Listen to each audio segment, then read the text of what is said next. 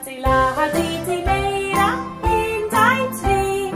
hectar I ben a dyna ni sgahar ffrwnd ei wrth I gadw'n dwym a môr yn ar ei wyneb fel trwy